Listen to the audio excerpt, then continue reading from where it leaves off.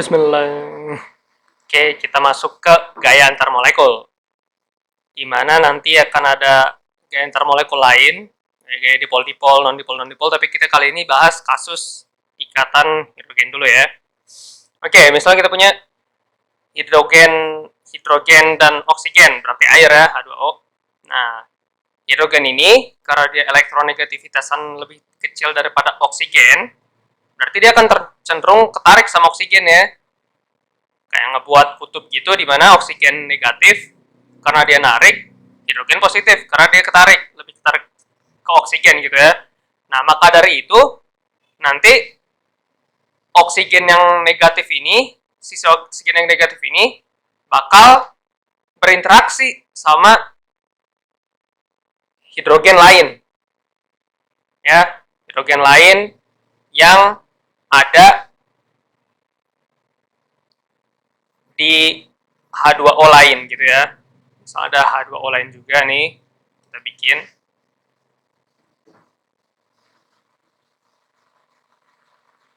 Nah, garis ini nanti namanya garis interaksi antara oksigen dan hidrogen dari molekul yang berbeda. Inilah yang topik utama kita bahas, ikatan hidrogen. Udah as simple as that. Sesimpel itu ya. Jadi kita lupain dulu, bukan lupain sih, kita kesampingin dulu bahasan kovalen, ionik ya. Karena di sini kita bahasnya antar molekul. Lihat, di sini udah terjadi ikatan kovalen antara hidrogen dan oksigen. Di sini juga ada ikatan kovalen antara hidrogen dan oksigen. Nah, di antara molekul itu ada garis ini nih, ada ikatan antara oksigen dan hidrogen, yang dimana hidrogen cenderung positif dan oksigen cenderung negatif. Ingat ya, di magnet, di gaya kolom, negatif positif itu saling tarik menarik, bukan saling tolak menolak. Makanya di hidrogen yang positif ini dan oksigen yang negatif akan ada interaksi. Kayak gitu ya. Nah, tapi ikatan hidrogen ini, jenis gaya antar molekul ini, itu berlakunya pada untuk hidrogen dengan unsur-unsur yang memiliki elektronegativitasan benar-benar tinggi. Berarti F, terus O, terus N. Itu catatan pertama. Berarti misalnya nanti ada molekul hidrogen yang berinteraksi sama bukan FON, yang nggak kita katakan ikatan hidrogen ya, karena dia nanti nggak bentuk yang ini nanti. Itu satu. Terus ada lagi contoh-contohnya bisa kita kasih, misalnya yang kayak di atas tadi H2O ya. Itu misal sama F nanti HF. Misalnya sama N nanti NH3. Nah, tapi bukan berarti semua yang mengandung FON sama H itu bakal punya ikatan hidrogen. Contohnya gimana? Contohnya misalnya ini kasih contoh nih. C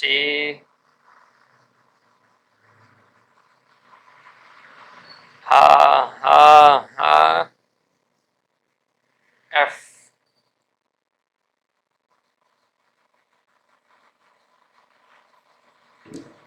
CH3F ya. Nah, lihat ini ada H, ada F, tapi H-nya ini semuanya terhubung ke C. Nggak ada yang nyambung ke F. Berarti nanti dalam kasus seperti ini nggak bakal ada ikatan hidrogen ya. Oke. Terus ikatan hidrogen ini juga lah yang berjasa atas adanya perubahan fase cair, padat, dan gas. Kalau kita tahu padat itu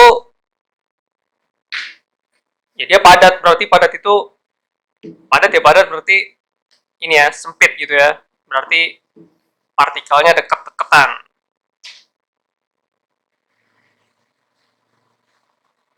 Nah, kalau dia cair,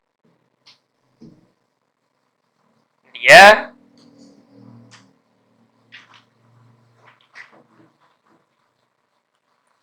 rada jauhan.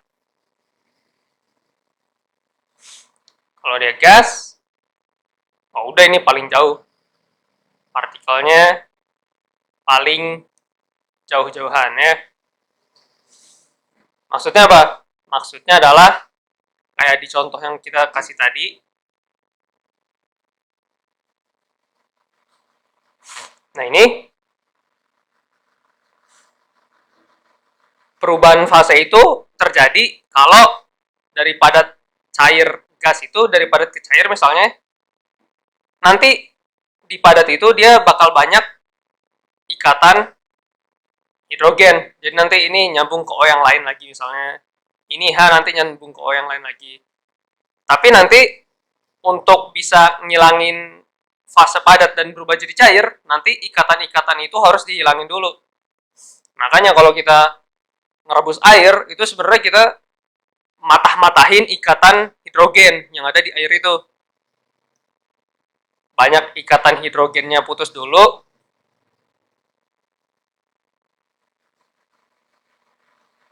baru nanti jadi kerebus, jadi apa?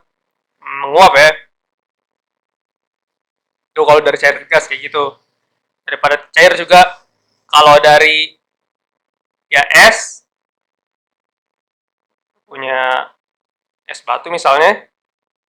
Nah, es batu itu dia butuh kenaikan energi kinetik tertentu agar bisa berubah fase dari dia padat menjadi cair.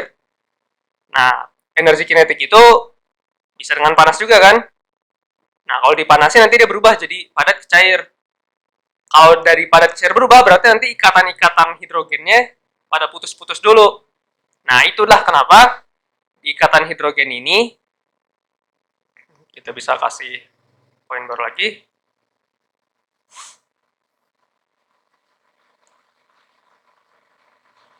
Titik didihnya relatif tinggi. Karena lihat, kalau untuk merebus air itu kita nunggu dulu kan, udah airnya panas nanti kerebus baru nguap. Tapi misalnya kayak kita ngerebus apa misalnya tabung LPG misalnya, wah langsung meledak gitu kan. Reaksi ledakan itu reaksi cepat banget, nggak pakai nunggu, jadi gelang yang langsung kelepas aja, langsung nggak stabil. Tapi kalau ini karena ada ikatan-ikatan ini, nah dia jadi menahan kestabilan zatnya ya. Itu dulu untuk gaya antar molekul di ikatan hidrogen.